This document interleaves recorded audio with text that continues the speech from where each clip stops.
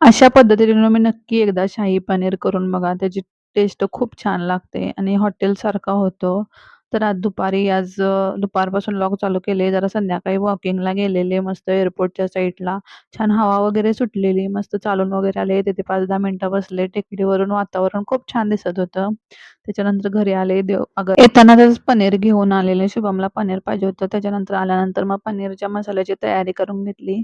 कांदा, टोमॅटो, आलं, लसूण हे सर्व थोडंसं थोडंसं तेलात टाकलं आणि त्याच्यावरती झाकण ठेवून छान वाफलून दिलं. ते मसाला थंड झाल्यानंतर तो मिक्सरला बारीक केला. त्याच्यानंतर पनीरचे पीस थोडे तेलामध्ये फ्राय करून घेतले. त्याच्यानंतर तो बारीक केलेला मसाला तो त्याच्यामध्ये तेलामध्ये परतला.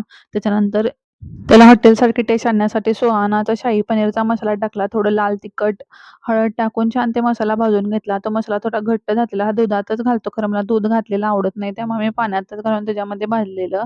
तर त्याच्यामध्ये आपल्याला हवं तेवढं पाणी घालायचं. मटर टाकलेले, उकडाय ठेवलेली आणि पनीर टाकून छान त्याला 5 मिनिटं उकळी आणून दिली झाकण ठेवून. चवीनुसार मीठ घालून घेतलं. त्याच्यानंतर आज त्याला हॉटेलसारखा पराठा पाहिजे होता. त्यामुळे मी घरीच गव्हाच्या पिठाचा लच्छा पराठा करून दिलेला. तर खूप छान मस्त झालेला. हलक्या हाताने त्याला तूप वगैरे लावायचं, त्याच्यावर कोथिंबीर टाकायची आणि घड्या करून घ्यायच्या आणि हलक्या हाताने लाटून घ्यायचा.